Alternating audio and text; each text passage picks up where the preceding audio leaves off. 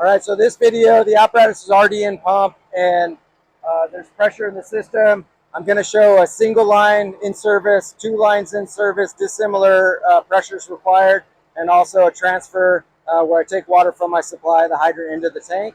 But I want to start with talking about some of the features of the Pump Boss automatic pressure governor. And so it defaults when you put the apparatus in pump into pressure. In pressure mode, it's going to automatically control pressure on the discharge side wherever you leave this knob at. If I leave it at 45 and I'm pumping at 45 and incoming pressure comes in and increases it, it will hold it. Or any pressure I leave it at. How fast you move the valves is going to determine how fast the automatic pressure governor reacts to hold the pressure appropriately to wherever you want it to be. Additionally, you could go to idle and go into RPM.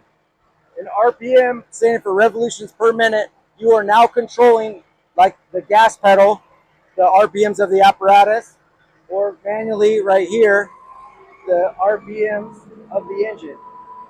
The reason why this feature exists is if you're pumping, say, the aerial apparatus or relay pumping, any kind of function where you're trying not to get a whole lot of the pressure going up and down and catching. If you just want to be the full manual mode, or the pressure governor is not working for some reason, go into RPM. Now you control the engine speed, or RPM, which then is developing pressure, and no pressure sensors are controlling what the pump is doing.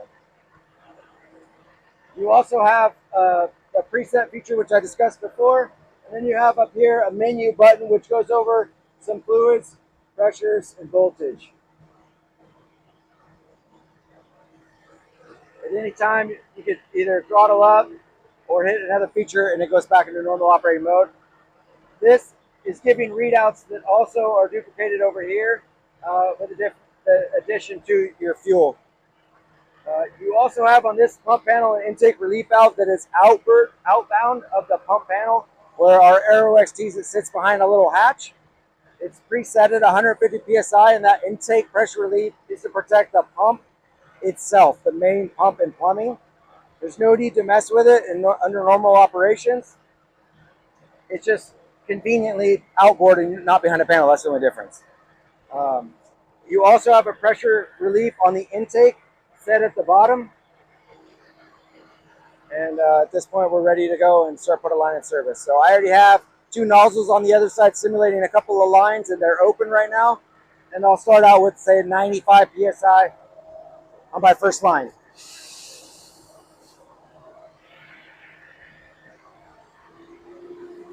So I want to be in pressure, so I need to switch it. Now my pressure governor is working. I go up here.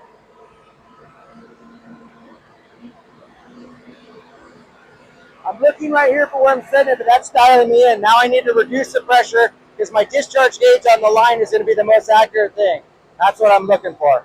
Now I got that line in service. Somebody calls for a cross lane. I need to put a second line in service. So I'm going to open up another line. It should maintain over there and increase, basically holding the same because the pressure governor is doing its job.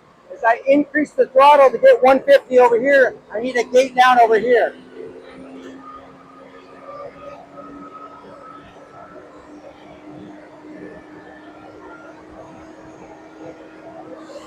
Using water right now, everything's working, so I need to introduce some pressure. I'm going to slowly open the intake. You watch the gauges, they should hold between around 20 psi. As long as I go slow, it'll manage it. There's roughly 90 psi on this hydrant behind me, and we're introducing that into the pump. You'll hear the engine idle come down, which reduces pressure to maintain the difference. Open the tank for a little bit.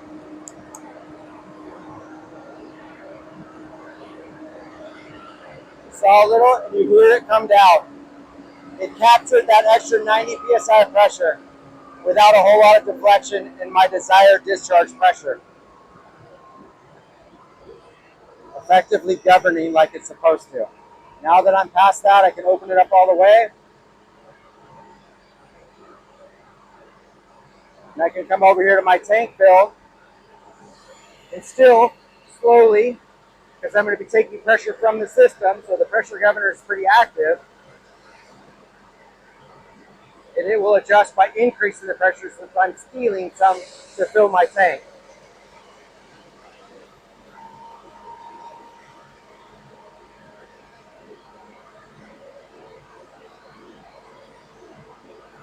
All the way open. It did its job.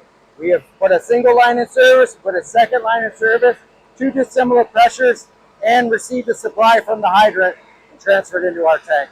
At this point, I could push my tank to pump valve in, so I'll do so to show you there should be no difference at all. All I'm doing is now isolating my tank from my pump, which is your choice to do or not based on your style. Once I'm full, which I am, I have to be careful and close this slowly because I'm going to add pressure to the system. You heard it, and it caught the extra pressure that I'm putting back in the system. It did its job again. And that's it for single line, double line, tank transfer, tank fill.